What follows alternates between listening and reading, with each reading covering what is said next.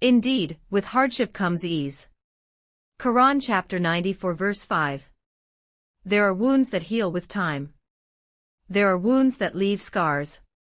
And then there are wounds that change a person's entire life, not because of the pain itself, but because of who caused it. This is the story of a woman who lost her husband while he was still alive. Not to death. Not to distance. But to a heart that slowly forgot mercy. Stay until the end, because this story carries a reminder every believer needs: no matter who abandons you, Allah never does. The room smelled of medicine. White walls surrounded the narrow hospital bed, broken only by the soft green light blinking from the monitor beside it. Outside, rain tapped gently against the glass window. Inside, silence felt heavier than the illness itself. Amina lay motionless beneath a thin blanket. Only 29 years old, she looked far older than her age. Her once bright face had become pale. Dark circles rested beneath her eyes after months of sleepless nights, endless injections, and painful treatments. Even lifting her hand felt like carrying a mountain. She closed her eyes and whispered, "Ya Allah, if this sickness is a test, give me the strength to pass it. If it is a means of purification, let me meet you with a heart that is clean." A single tear rolled down her cheek. Not because of the pain. She had grown used to pain. What frightened her was something else. Her husband had not visited in 3 days. Every sound from the hallway made her heart race. Maybe this time it was him. Maybe he had finally come. Maybe he had remembered the vows he made on the day of their nikah. She looked toward the door again. Nothing. Only another nurse walking past. She smiled weakly and lowered her gaze. Just 3 years earlier, life had been completely different. Everyone in the neighborhood admired Amina and Yusuf. Whenever people saw them together, they would smile and quietly make dua. What a beautiful couple. May Allah protect their marriage. Yusuf was hardworking, respectful, gentle. At least, that was who everyone believed he was. Amina loved him with all her heart. She woke before far every morning to prepare his breakfast.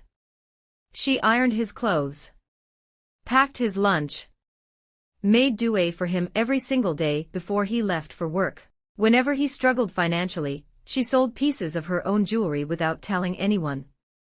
When he wanted to start a small business, she gave him every naira she had saved since childhood. "It isn't my money," she would tell him with a smile. "It is our future." Yusuf would hold her hands.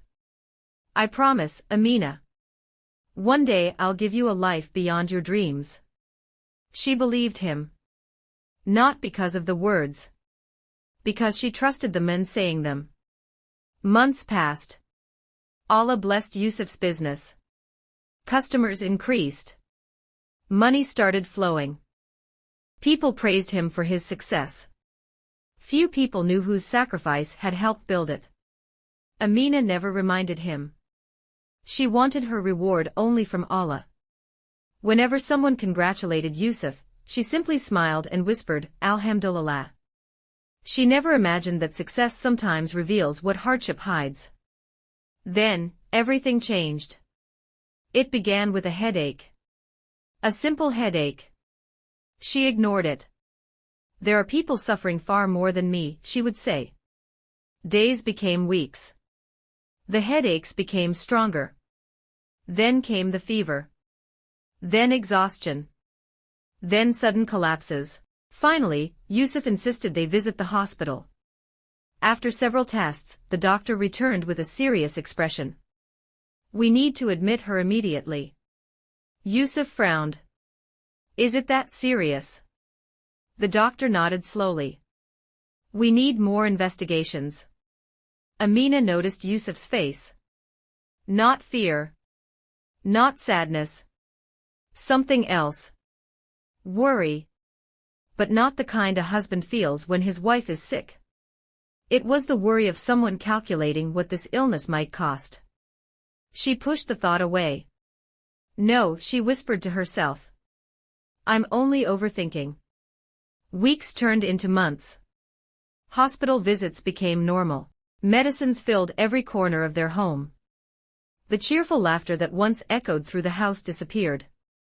Amina apologized every day. "I'm sorry. I'm becoming a burden." Yusuf would answer, "Don't say that."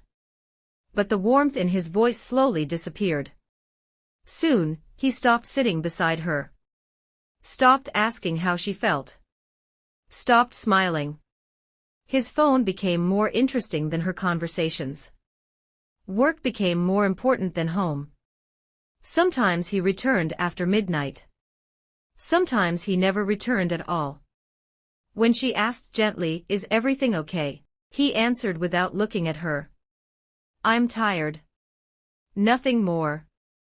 One evening, while pretending to sleep, Amina overheard him speaking on the phone. "I can't keep living like this." Silence. Then, "No, she isn't getting better." Another pause. "I've sacrificed enough." Her heart began pounding. She wanted to believe she misunderstood. But then came the words that shattered her soul. "I deserve another chance at happiness." The phone call ended. Amina quietly buried her face in the pillow.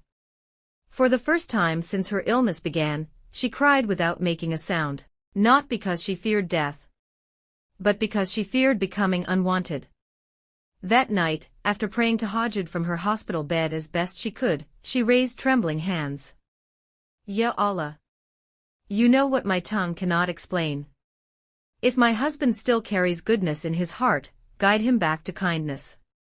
But if this pain is leading me towards something better with you, then don't let my heart depend on anyone except you." Outside, the rain grew heavier. Inside, a destiny was already unfolding. Neither Amina, nor Yusuf, had any idea that the greatest test of their lives had only just begun.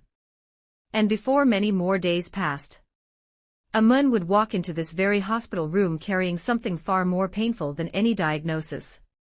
Not flowers. Not hope. Not an apology. But a decision that would leave everyone speechless.